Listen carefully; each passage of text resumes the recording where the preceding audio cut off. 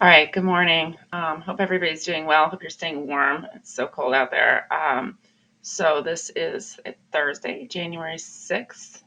And first of all, before we jump in, I realize that you may not all have earbuds so that you can listen to this on a Chromebook or other computer kind of device in school. So if you try to watch it on your phone, obviously the picture is going to be really small, and that may not be ideal. And much as I would like you to be using class time on our class, if it works better to watch it on a computer later in the day when you can actually have the audio on, that might be preferable because we're doing annotations, and that way you could actually see the book better. I don't know. I leave it to your discretion. But as long as you're watching and to taking the notes. So make sure you have your book ready. As you can probably see, we're going to have a vocabulary word, but have your book, have your annotation pen, and here we go. So I used this word a couple times in yesterday's video, and I realized that, not everybody may know what it means. I talked about Gloucester using body language when he was discussing the origins of his son Edmund.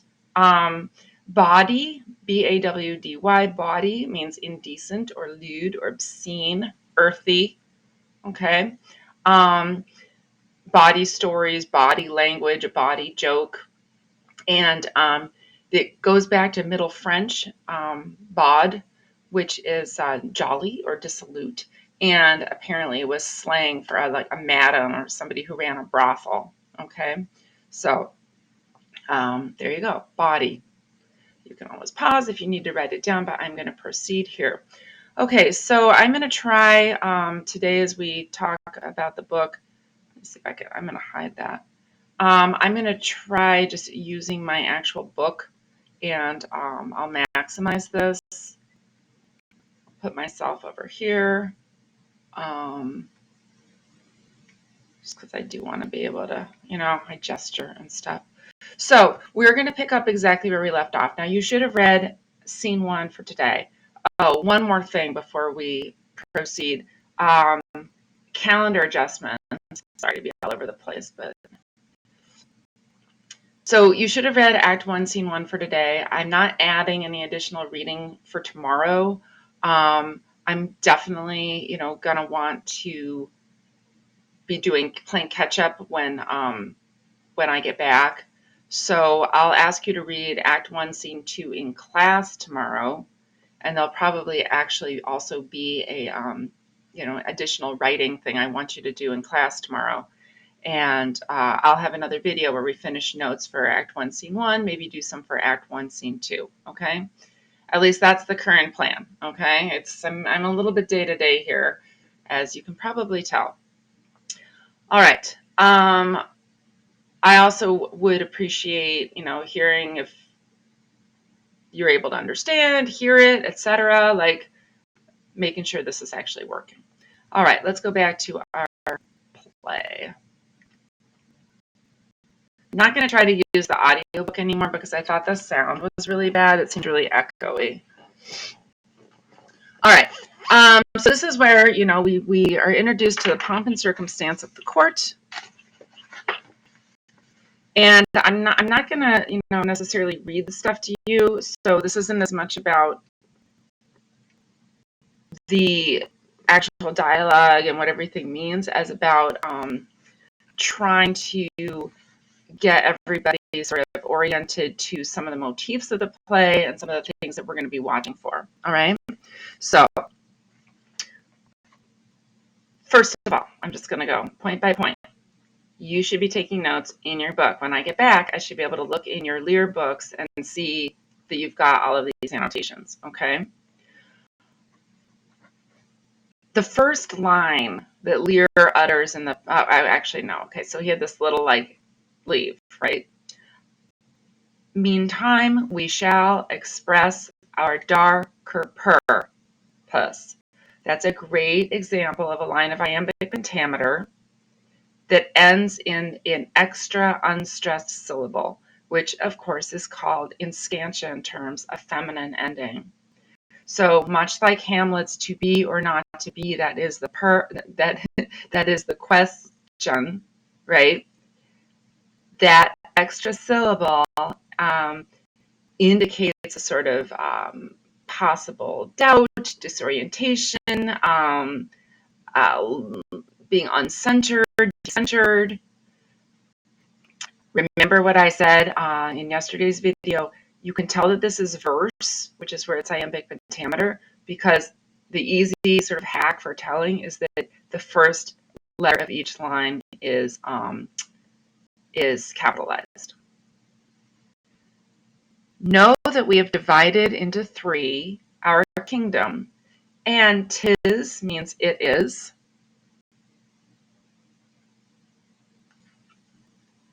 Our fast intent to shake all cares and business from our age.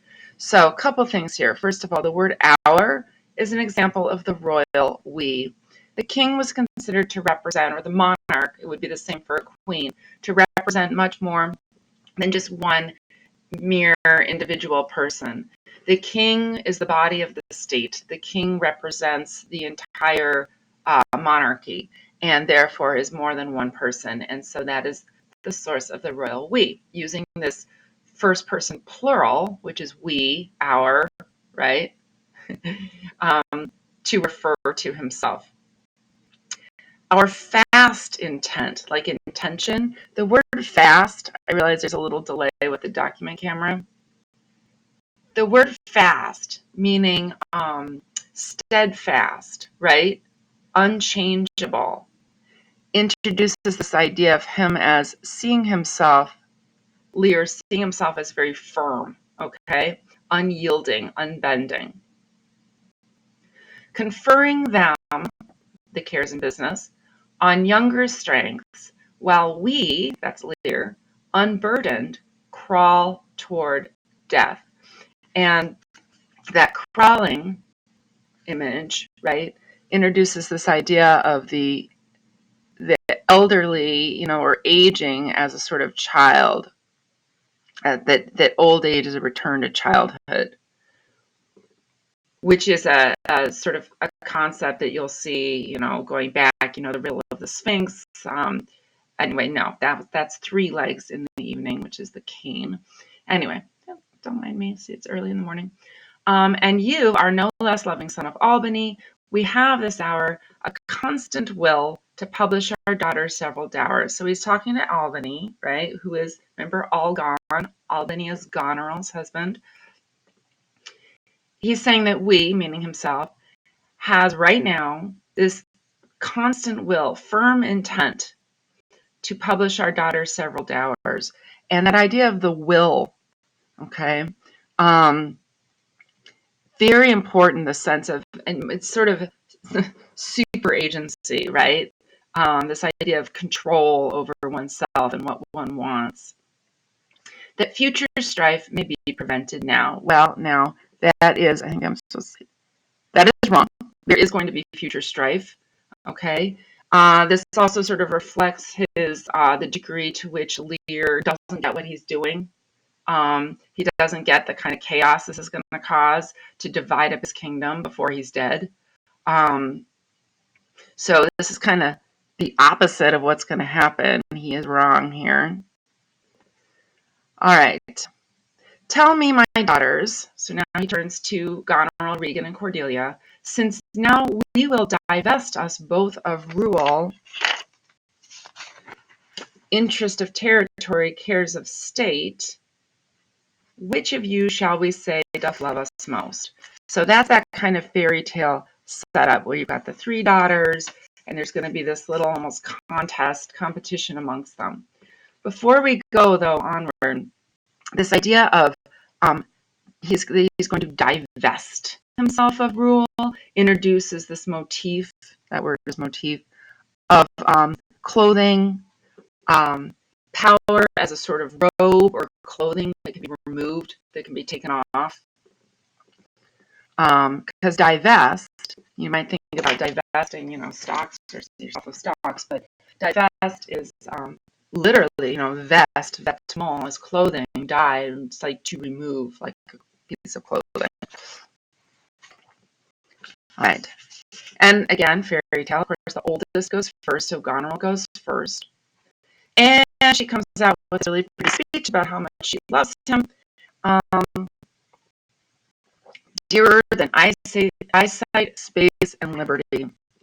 These are all things that are going to be lost in the play in one way or another by one character or another. Eyesight, space, and liberty. Okay, so somebody seeing this play a second time would be like, and remember, this is really not meant to be read, really not meant to be experienced just one time. And so there's a lot of, I wouldn't call it an inside joke, but there's a lot in here that carries more layers of meaning for somebody who's familiar with it, right? So your Elizabethan audience, or any audience who knows Lear, is like, oh, okay, whatever. Beyond what can be valued, rich or rare. All right.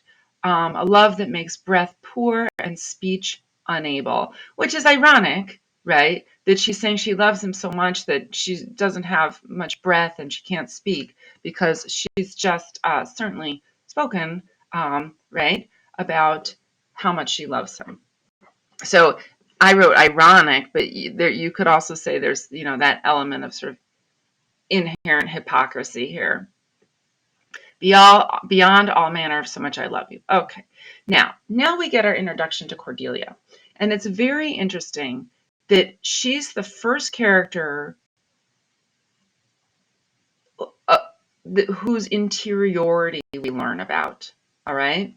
So an aside, of course, in a play is a moment when a character breaks the fourth wall, essentially, turns, supposedly cannot be heard by the other characters.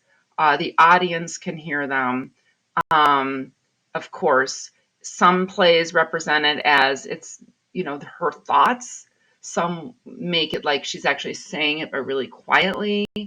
Um, Modern versions, sometimes they do asides or soliloquies and like a video up above the stage. There's lots of ways to do it. But Cordelia speaks and we get to know what she's thinking. All right, so we get that interior access. What shall Cordelia speak? Love and be silent.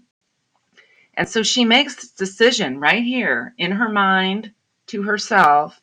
She decides what her course of action is going to be, that she is not going to speak. She will love and be silent. And then Lear marks out on the map, right, what he's given to Goneril, all gone, right? And then turns to the second daughter, Regan, okay, wife of Cornwall. We start to see the emergence of these economic terms, prize, worth, deed, right? We had words like value up here. There's a lot of language in the play that connects love and money, right? I'm making a dollar sign. Here's a pound sign. Love and money, right? And of course, she, outdoes her sister, only she comes too short that I profess myself an enemy to all other joys. And we get at Cordelia again, then poor Cordelia, right? There's a money word. And yet not so, since I'm sure my love's more ponderous than my tongue. So that the idea that her love is sort of more authentic and deeper than the language that she can use. Lear is pleased with Regan's response and marks out another area on the map. And then he turns to our Joy, although our last and least might be smallest or youngest, okay? To whose young life the vines of France and milk of Burgundy strive. These are the two suitors for Cordelia, the King of France, and I can't remember if it's a King of Burgundy, Duke maybe. Because you read. What can you say to draw a third more opulent than your sisters? And so the idea that he expresses pretty explicit favoritism for one daughter is another thing that, again, it pulls on that fairy tale idea, the favored child, the last but most precious. So we got to kind of remove that from the context of modern parenting, where you love all your kids the same, and you're certainly not going to go around being like, "You're my favorite." Not cool, right? Uh, Cordelia says nothing. Now, and again, not to say though that this wouldn't be pretty grating for Regan and Goneril to have to sit there, right, and listen to their dad say, "Okay, and now my favorite daughter, talk to me." That he wants to give her something better, right?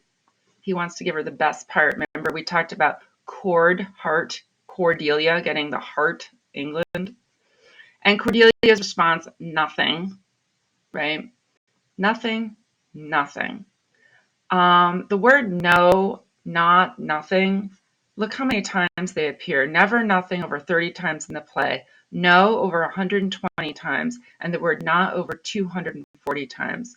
So if you just think about this on a level of diction, this is the play itself is imbued with this sort of negation and negativity.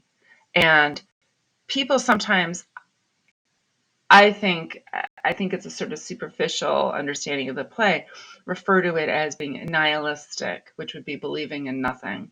Um, I do not think this is a nihilistic play, but it certainly is a play in which the idea of no, not, lack, right, is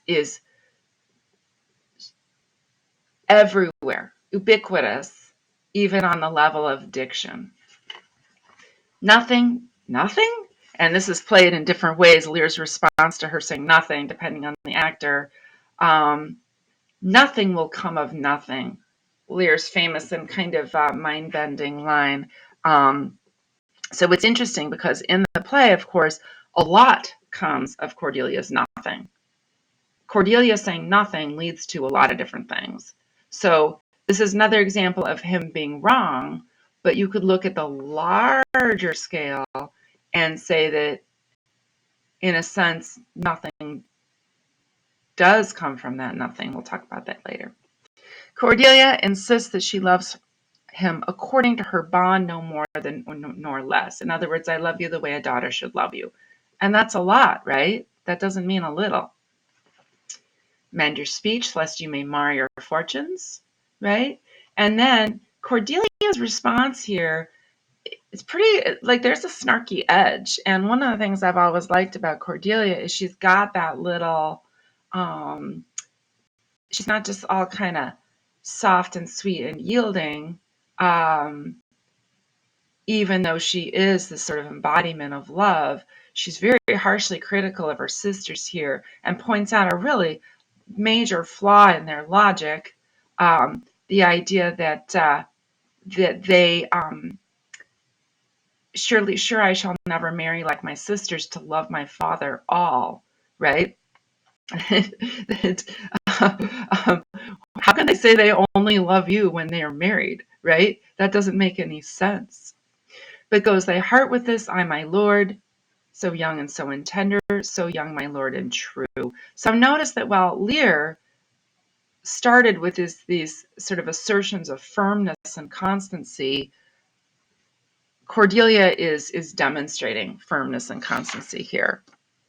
All right. And then, of course, Lear goes into one of his first rants, arguably a somewhat misogynistic rant. And we're going to talk about Lear and his relationship to women and to gender in general, because he has a lot of anxieties around gender and sort of his self-image as a man. And so thy truth be thy dower, another your dowry, then that's all you're going to get. All right. Now he invokes these sort of mythical ideas, the mysteries of Hecate, right? The barbarous Scythian that makes his generation messes. In other words, that he that eats his own children, that makes mess, like a mess hall, of his own generation, those whom he has generated. So clearly a very unnatural image here. So there's a couple things. First of all, I kind of jumped ahead. In a play that has a lot of Christian resonance and much has been written about, is this a play? How how deeply embedded in Judeo-Christian um, sort of philosophy and ideas is this play, when it also draws on these kind of mythic and seemingly uh, unchristian, what they would call pagan, which just means not Christian, Jewish, Muslim, um, and not sort of one of the Western big three. I don't think that paganism, I don't think that they take into account Hinduism and how incredibly, how many people are part of that religion. But anyway, okay, so sidebar, we've got this tension then between the old and the new with this introduction of the mythic, of the unchristian or biblically rooted. We also have this introduction of the idea of a very unnatural parent-child relationship. Needless to say, eating one's own children, you know, not normal for humans.